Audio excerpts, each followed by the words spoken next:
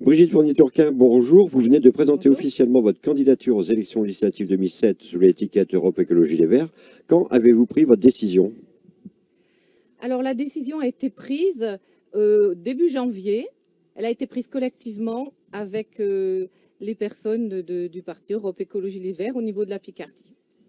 Pourquoi vous présentez-vous? Alors je me présente parce que je pense qu'il est une absolue nécessité d'avoir des élus écologistes à l'Assemblée nationale et que l'écologie ne peut être prise en compte que dans la mesure où il y a des gens qui la défendent. Or actuellement, on est tous obligés de constater que l'écologie est aux oubliettes et qu'on n'en entend plus du tout parler depuis un certain nombre de semaines et c'est problématique pour nous autres, pour les laisser pour compte de l'écologie dans les zones rurales et on a envie de porter des projets positifs, une écologie bienveillante qui permette aux habitants de la première circonscription de mieux vivre et de trouver en eux des ressources pour vivre cette mutation de la société que nous vivons actuellement et qui est si dure pour les zones rurales. Vous n'avez pas peur avec votre candidature de diviser la gauche?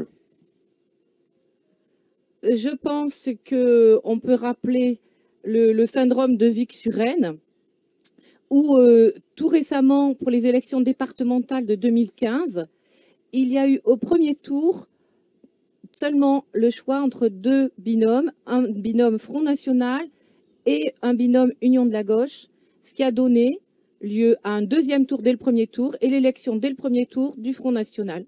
Voilà. Je pense qu'au contraire, cette offre plurielle de projets politiques permet à beaucoup plus de monde de trouver son compte et assure une réserve de voix pour le deuxième tour. Et c'est comme ça qu'on battra le Front National. Et vraiment, je redis, le syndrome de Vic-sur-Aisne, c'est très, très parlant, surtout dans notre département de l'Aisne, avec la menace du Front National qui est très forte.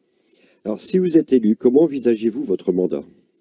Alors moi, déjà, je suis connue comme étant quelqu'un qui est à la fois très travailleur et à la fois au contact des gens. Je ne serai pas une députée qui passe son temps à aller dans des cocktails et à serrer les mains des gens. Non, je serai présente sur le terrain, mais j'assurerai toute ma part de travail dans les commissions, dans le travail sur tout ce qui est législatif. Un député représente la nation, travaille pour légiférer et aussi contrôle le gouvernement. Je ferai ces trois fonctions-là avec le sérieux qu'on me connaît, la conviction totale que je mettrai dans ce travail-là et j'en ai une grande motivation en tout cas. Pouvez-vous nous présenter la personne qui vous accompagne dans cette campagne? Alors, la présenter, peut-être que ça serait plus sympa qu'elle se présente elle-même ou qu'il se présente lui-même. On est d'accord ? François Braillant, je suis le représentant du 3e ou du 4e âge qui vient en soutien des âges précédents. Je pense qu'il est important que toute la citoyenneté soit présente dans cette élection. Je suis ingénieur agronome de formation. J'ai été aussi... j'ai fait une carrière en fait de cadre administratif, de paysan, producteur fermier. Et mon investissement dans l'écologie est tout à fait conséquent par rapport à mon métier de paysan.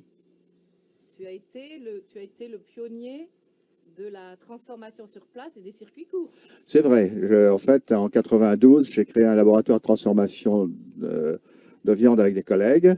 Et donc, on a, pendant des années, vendu nos productions ensemble. Donc, c'était à la fois une opération collective, puisqu'on était 3 exploitations agricoles regroupées dans un laboratoire de transformation de viande. Et on était présents sur tous les marchés locaux pour avoir le contact avec les consommateurs et nous permettre de mettre nos produits à la disposition de nos clients. Brigitte Fournier-Turquin, ma dernière question. Quel est votre message pour les actionnaires de la première circonscription?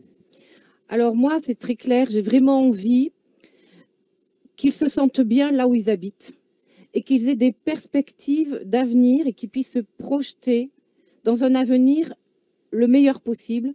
Et c'est ce que j'ai envie de faire en promouvant tout ce que l'écologie promeut, c'est-à-dire une agriculture respectueuse de la terre, un air et une eau préservés, non pollués, le fait de pouvoir s'alimenter sans s'empoisonner à cause des pesticides ou des OGM, le fait de pouvoir se déplacer grâce à des liaisons ferroviaires fiables et pérennes, parce qu'on a quand même des inquiétudes sur la ligne Lens-Paris, mais il y a aussi les lignes vers Amiens, vers Lille, etc. Et ça, c'est hyper important pour notre territoire.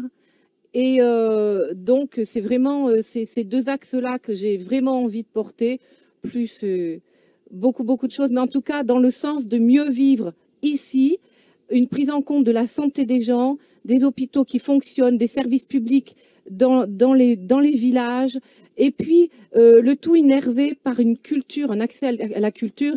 Et d'ailleurs, Caroline Varlet, qui est à côté de moi, en est la garante, c'est-à-dire une culture qui permet aux gens de bien vivre et d'être heureux là où ils sont, de tisser des liens, et ça, c'est hyper important pour se sentir bien là où on vit.